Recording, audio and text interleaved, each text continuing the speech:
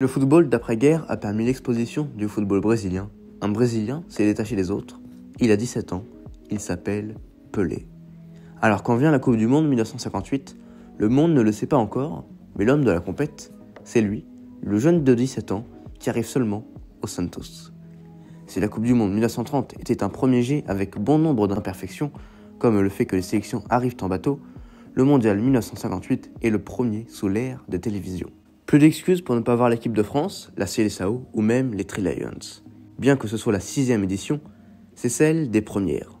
Tout d'abord, pour la première fois de l'histoire de la Coupe du Monde, l'Union soviétique a le droit de défendre ses couleurs. C'est également la première et la seule fois que les 4 sélections du Royaume-Uni, l'Angleterre, le Pays de Galles, l'Écosse et l'Irlande du Nord, étaient tous qualifiés pour la Coupe du Monde et jouaient chacun pour soi. Si la Mannschaft était la grande favorite au vu de son titre mondial 4 ans auparavant, la Suède, pays hôte, n'est pas là pour donner les couverts et les serviettes à l'Allemagne, la France ou le Brésil. Avec ses 2 attaquants phares du Milan AC, Nils Lidholm et Gunnar Gren, la Suède est chez elle et compte bien faire sortir tous les autres, un par un. Pour les quarts de finale, la Suède affronte l'URSS et après un 2-0, l'URSS rentre chez elle. Quant au Brésil, la Seleção affronte le Pays de Galles lors d'un match fastidieux. Après plus d'1 heure de jeu sans marquer, un gamin du Santos arrive, marque et rentre dans l'histoire. Ce gamin-là, c'est Pelé, et il ne se doute pas encore de l'immense carrière qu'il va avoir.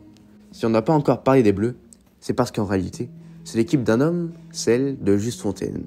6 buts en phase de poule, puis un simple doublé en quart, sans oublier un but contre le Brésil de Didi et Pelé, qui n'empêche cependant pas à la France de perdre et s'incline 5-2. Déception française, mais fierté pour Just Fontaine, qui devient alors le meilleur buteur de cette Coupe du Monde 1958, avec pas moins de 13 réalisations. Et bah oui, parce que pour le match de la 3e place, Just Fontaine, il inscrit un quadruplé.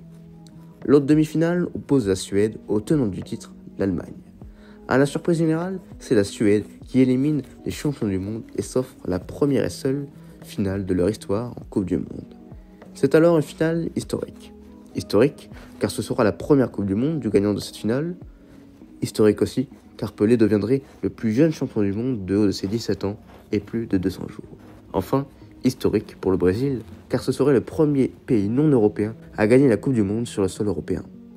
On l'a compris, ce serait tout de suite plus historique si le Brésil remportait ce mondial.